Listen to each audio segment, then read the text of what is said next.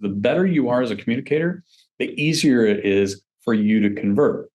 And the way that we're converting is the conversations that we really need to get good at, we're able to do that sooner. And that over a period of time compounds to a lot more deals, a lot more transactions.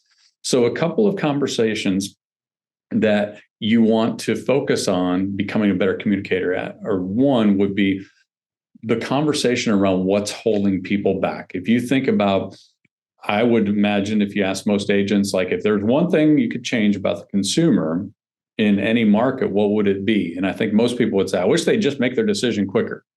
Buyers go out and look at a bunch of properties, but then they like some of them and they don't put an offer in.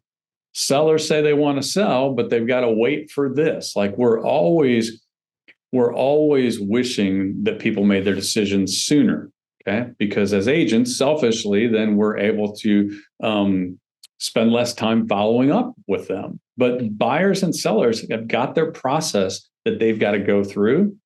So if we can become a better communicator and find out what's holding people back, then we're going to be able to actually help them get what they want sooner.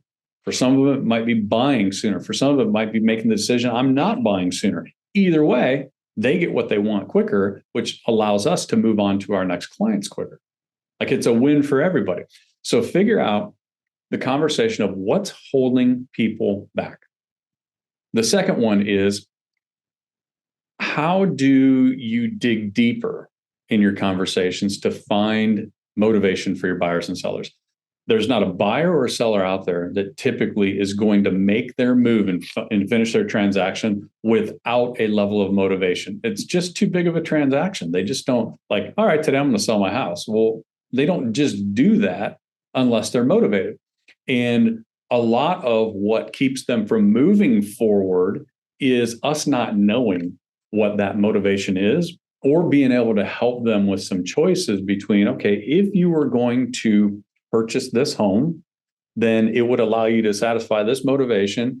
And wouldn't that be great versus doing whatever you're doing now? We give them choices. But when we don't have an idea of what their motivation is, they just say, well, we're looking to buy a home in the neighborhood, and we don't know how to dig deeper and get into that motivation and find out how can we frame this so it makes sense to them to go ahead and move forward. If that's what they want to do, then we're at a loss. Like they keep kicking the can down the road and we keep walking with them. Okay. So understand how to dig deeper to find motivation, critical piece of the communication.